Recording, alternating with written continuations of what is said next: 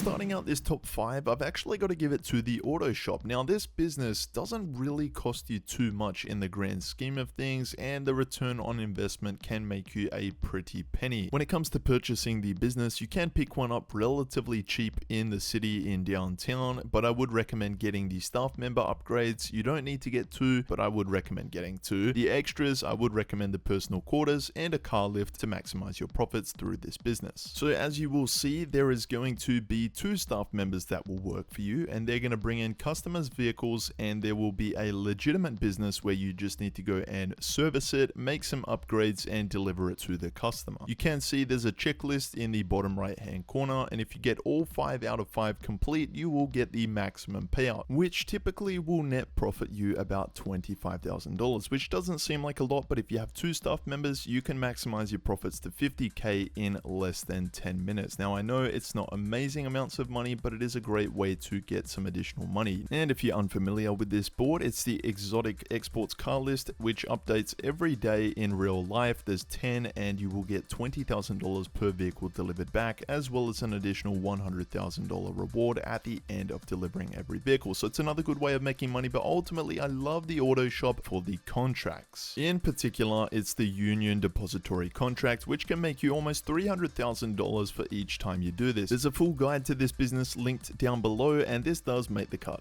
Now we could not go through this top 5 without including the agency, which is run by yourself, Franklin, Lamar, and Imani. This is by far one of the best businesses in the game, and if you go to Dynasty 8 Executive, you can purchase one of these for about $2 million, and I would say that this business is the best bang for your buck on return. The Armory is probably the only other thing that I would recommend purchasing alongside the vehicle workshop, as you can go to the requisitions officer and purchase body armor at any time you would like at a discounted rate. As well, you will receive free snacks through the agency, which is another awesome bonus. We also can't forget the addition of Imani's technical workshop, which can mean you can add some extra body armor plating and missile lock-on jammers to specific vehicles. And when you complete 200 security contracts, your wall safe will generate a daily income of $20,000 to passively make your money in the background. You've also got the security contracts. These are amazing, and when they're not double money and RP, these will make you about $70,000 depending on which one you do. And then we've obviously got the payphone hits. These are a great way to make money through Franklin. They'll be scattered around the map, and you can start these up at any time. Of course, they're going to have a 10-minute cooldown after completing each one, and they'll also have an assassination bonus to make you some more money. And it's why the agency makes this top 5 list for me, because unlike other businesses where the payouts can be mediocre and average, every job that you do or every way of making money through the agency, you're going to get paid very well. And including the final way of making money, or the ultimate way of making money through the agency, the Dr. Dre contract. It's super straightforward to complete this. You'll make $1 million,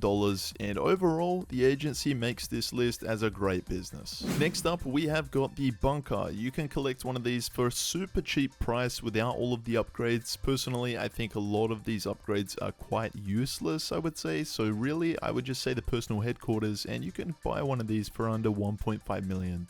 When it comes to running the bunker business, I would urge you to try and get the upgrades for this business. It's going to help you in the long run, and I would also recommend buying supplies. You really only need to buy like 2 rounds of supplies, and then eventually once you get a full stock level, I would just go and sell to Los Santos. Now you can use the method of when you get into the sell mission, if you guys don't have good sell vehicles, then I would just close the application and re-enter the sell mission until you get good vehicles. Personally, I go for the Phantom Wedge, and this is the best method, and it really does vary, but you can be making up to $1 million if not more, and this is a great way to just build money in the background. You've also got the bunker supply mission through the ammunition contract, and this is where you just need to deliver the weapon parts to ammunition, and you'll get a nice payout of $50,000. So ultimately the bunker business is going to make my top 5, and I really do rate this as a passive business. Now how could we go through this list without forgetting about the nightclub? You can pick one of these up for as cheap as about $1 million, and the most expensive thing I would say, or upgrade I would have to say about running this business, is really the storage capacity. So you will want to have at least 1 or 2 floors, but if you want to maximize the most amount of money out of this business, then I would recommend getting 4 floors. But you can also see in the background, we are actually building up our popularity level, and if you're unfamiliar with this or how the nightclub business runs, you will have a main business where your selling goods to a buyer, and you can see that accrues in the background over time. You can also run missions through Johan in the background, and this will increase your nightclub goods profits over time. And as I showed you guys before, you will have a nightclub popularity bar that you will want to be keeping full at all times. So in the background, if you keep a full popularity bar every in-game day in GTA, that wall safe will accrue $50,000 and max out at 250k. Ultimately, the nightclub business, I could not recommend it highly enough. I recommend you to get it right now and you'll make a lot of money.